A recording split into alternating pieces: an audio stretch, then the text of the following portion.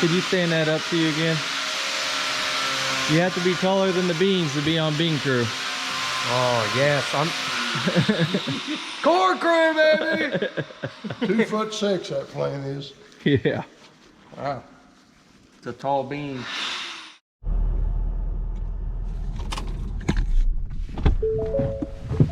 Over on our Indiana farm, getting ready to do some spraying with the backpack sprayer just around all of our stands on our irrigation field. Let them get a little out of control, but we'll kill the weeds now before we have to switch them over. But I thought I'd just show you guys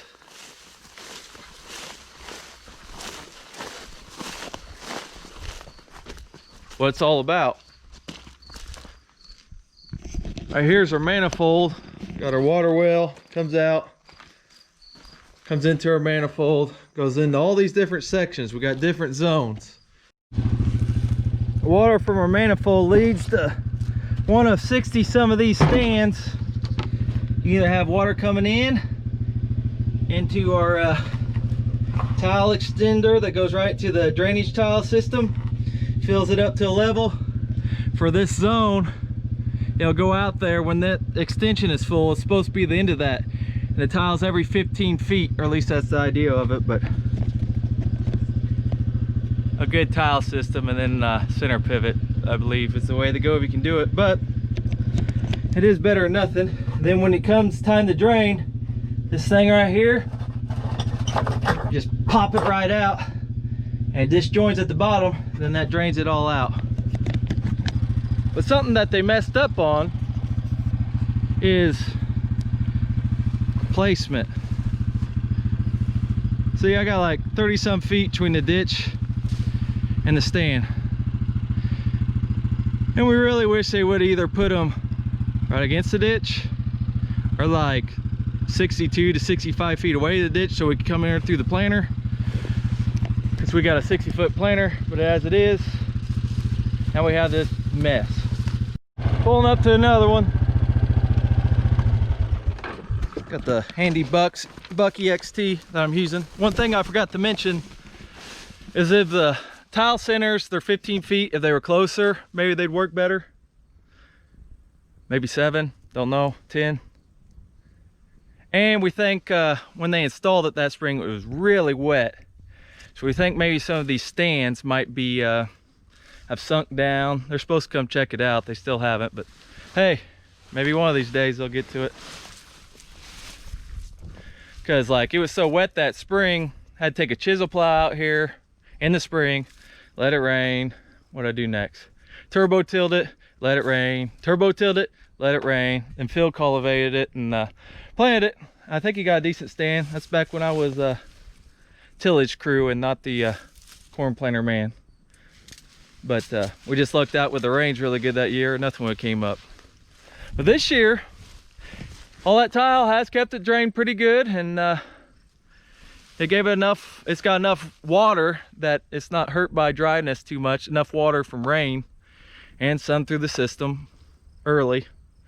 This might be the best this field's ever been, but we'll see. It's not that great of a field, but there's definitely worse.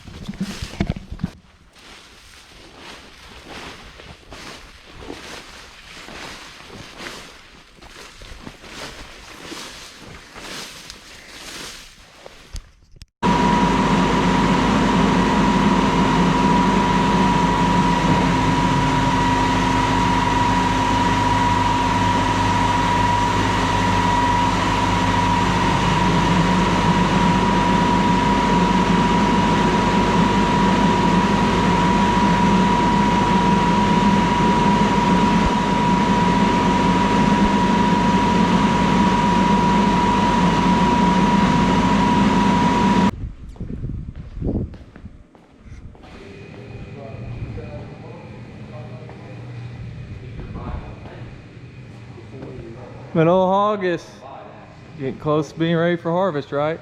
Bins ready? Float bins are all ready. Yellow one, yellow combine's ready? Ready. Yeah. Ready. All we need is a truck driver. This guy. Finished up with beans in this one. We had 3 running plus an auger wagon. Bean concaves are out. That's for the whole thing. I don't want Round bars are in for corn. This is the corn combine. David's changed the oil. Changing chains that need it. Replacing them.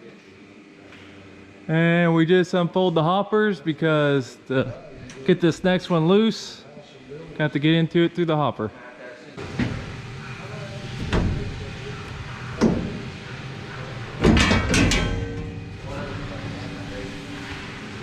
That chain right there is needing replaced. Have to get to it from the hopper is the easiest way. That's what we're gonna do now.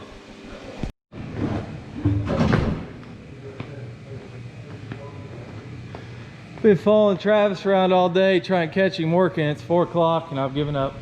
Oh my God. Don't you put that on. I'm tired of being ragged on all the time. Every day. Wait, I seen him doing some. What was Goose he frog. doing? Oh, I seen him draining oil out of an old engine this morning. Oh, yep. I did. I went Yep. to Dooney's and loaded a whole truckload of And you stuff. noticed they're just taking the plug out like normal people? Yeah. Take the oil pan off. What? No, I took Didn't the you? plug out Didn't you first. take the oil pan off? Well, yeah, I was told to. Yeah. But I had to drain the oil first. See, this is what I'm talking about. It's every day. Every day. Chain is off. Wait for Travis. Come on, Travis! He's trying to figure out how to count chain links. I'm done being a superstar. You add them all up, divide them by 2, and then times them by 2. Times 1 after that.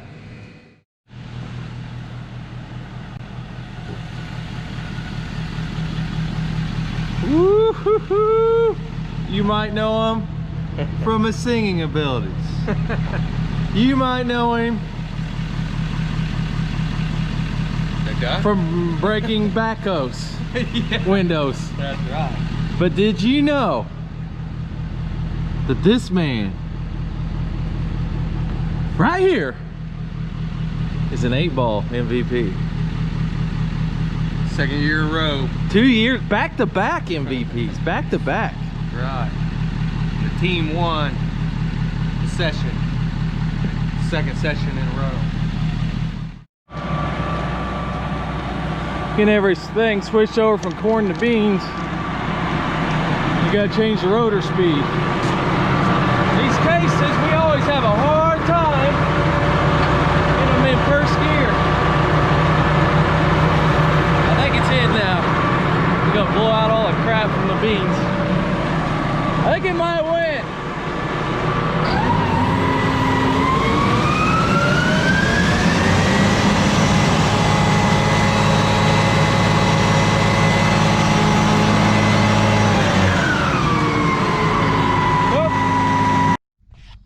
Be a good opportunity to show YouTubers how a combine works.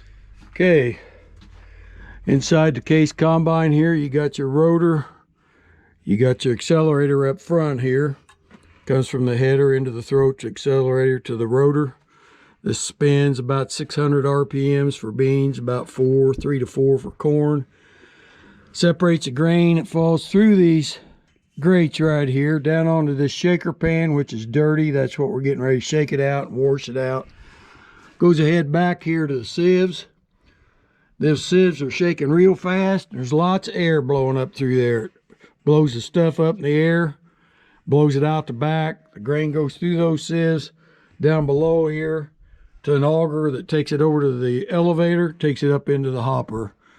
All the junk goes out the back. Right in here is where all the cleaning of the combine is done.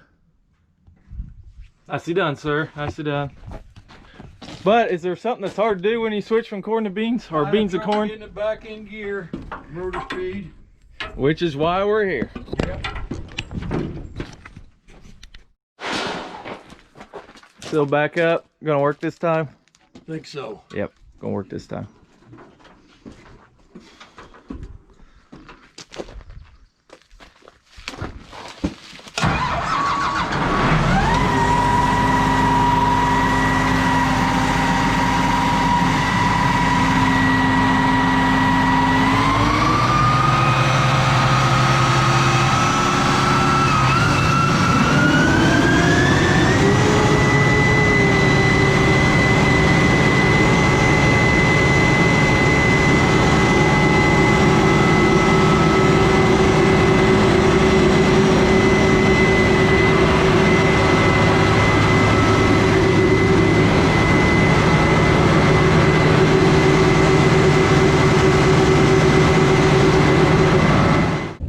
parts run to replace filters for filters that we replaced.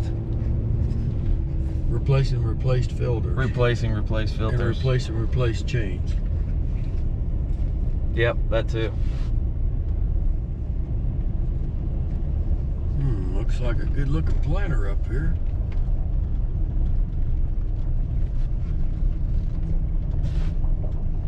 Huh, that looks familiar. It does. Why would anybody get rid of that? It is a good looking outfit. Why would anybody get rid of that? They put it right out front like a mounted deer head. All right, we're at J&L Farm Equipment with our salesman here, Ryan Bollickman. What do you got to say for yourself, Ryan? I hope you like your planter. Well, we had 2 fine John Deere planters that really worked good, and some way we let this guy talk us into buying 2 red ones. The new corn planter's already in. It's August. You guys misunderstood. All high speed. Gonna have liquid fertilize on it. This will be the one Reese will be running. Got bigger discs than they had. See that? I guess we're not the dealer, but we got to point out some of the advantages. Is the pulled gauge wheels instead of pushed right there. They don't wear out like the John Deere does. The closing system right here, this closes, this folds over when it's in the field, and it's just a better closing system. We don't know about the precision planting part, if it'll be as good or not, but we're going to find out. Hydraulic downforce, a little bit bigger hoppers. Right here you can slide in a piece to shut this off, the hopper from the bottom, so you can open the door and clean out a piece of junk. Man, that belt's little. Yeah, it is. Gee whiz. I don't know. I don't know. This looks mighty Mickey Mouse here. This little piddly belt. How do you get the plate out? Yeah. Hey, I'll. Well, I'll we call got you a back. salesman out here with us, but he won't help us any. He's like we're not here. What's that? Oh, man? How do you get to the plate? like that. What? Where's the plate go? Right in there, I guess. Got to. Plates come out of parts. Well, I didn't mean that. I mean, how do you need to change plates? It looks like a major deal. Oh. But the plate goes on this piece. That'd be my guess. Probably goes in this Yep. thing. Yep. Oh.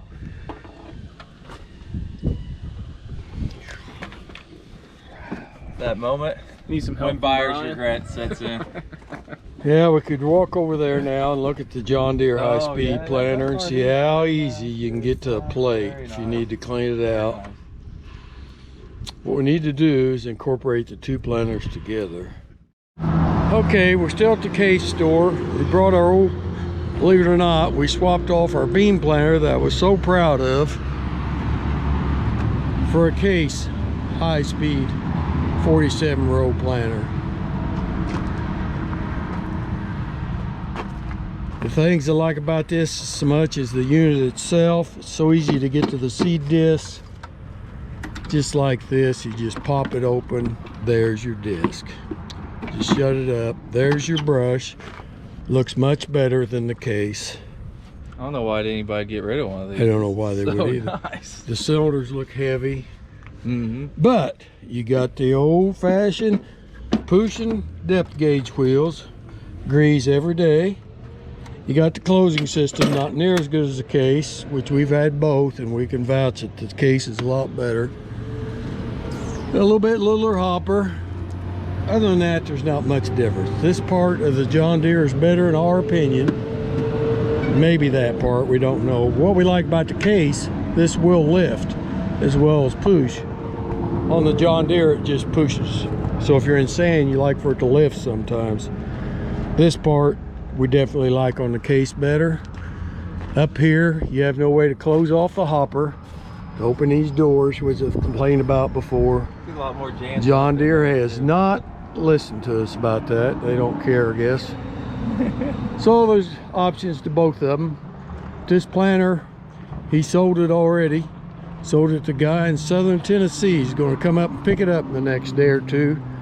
So we brought it down with our tractor, which is traded off, but we'll keep it through fall because the new case won't be in before that. So that's just a little bit of a rundown. We'll tell more reasons about the differences and stuff when we get our case. It'll have tracks on it, the bean planter, for weight, compaction. All right, we're in Indiana at the farm we call the Indy Farm.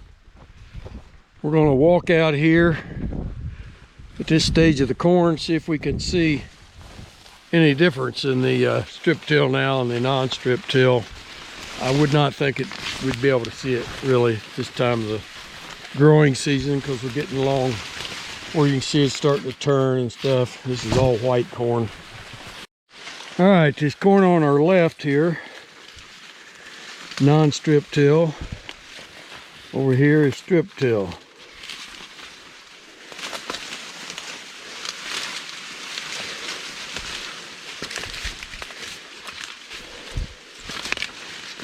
I'm gonna shuck one of these back here, Reese.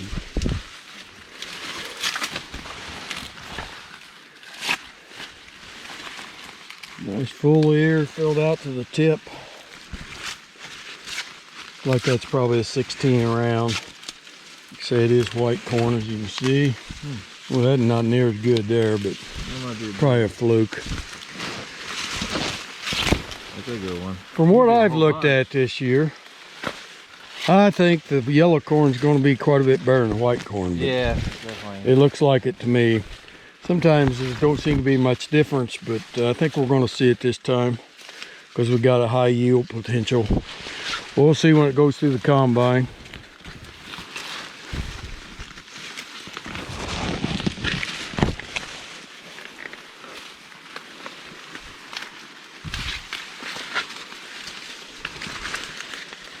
I don't know, it just seems to be filled out better to the end, maybe.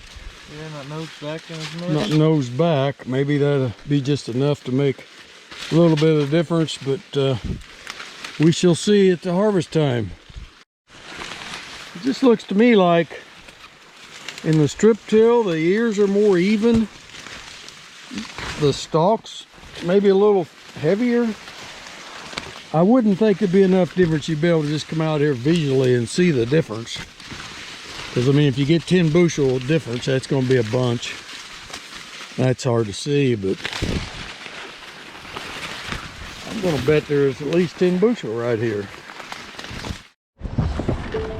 All right, hopping out here. We're at our side-by-side between Hagie putting on the fungicide on the corn and the airplane. We're going in where the airplane sprayed first. See if we can see a difference in disease pressure from the ear leaf up. Okay, I'm out here. You can tell it's a very tall hybrid. I believe it's 1311. Well, it's way up there. My hand goes about 8 foot. I'm about 6'2". The boots on. See that the ear's eye level here. So yeah, disease pressure wise, see a little gray on the bottom. Ear leaf up, which is what matters.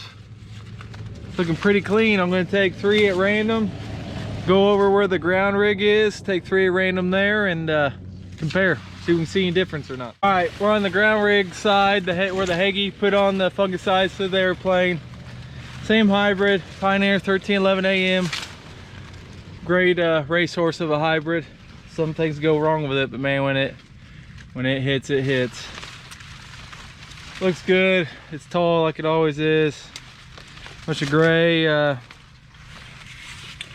the bottom, but the reason we care about the ear leaf up is because that's what's really putting the power into our ear to make that ear. So no noticeable difference. Neither one of them has disease bad. Of course, we don't really have disease bad anywhere. I did notice a lot of sudden death in the beans up here. We don't use a levo. Maybe we should play with it a little bit, but I don't know. Anyways, I'm gonna take 3 samples here and get them next to each other and compare them. Airplane, no disease pressure. Ground rig, no disease pressure. It'd be a lot better test if we had some. Might pull the ears, but I don't think that's really fair.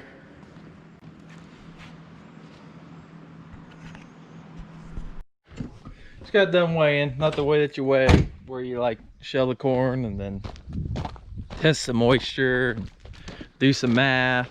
I just weighed the cob and all. And the stuff with the ground rig was definitely heavier, but could be parts of fields. There's nothing worth putting any stock in any of this. It's just an observation. Yield monitor will tell the story.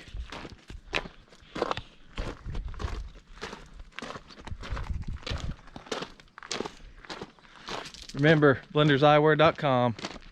Coupon code Ivor16 get you 16% off.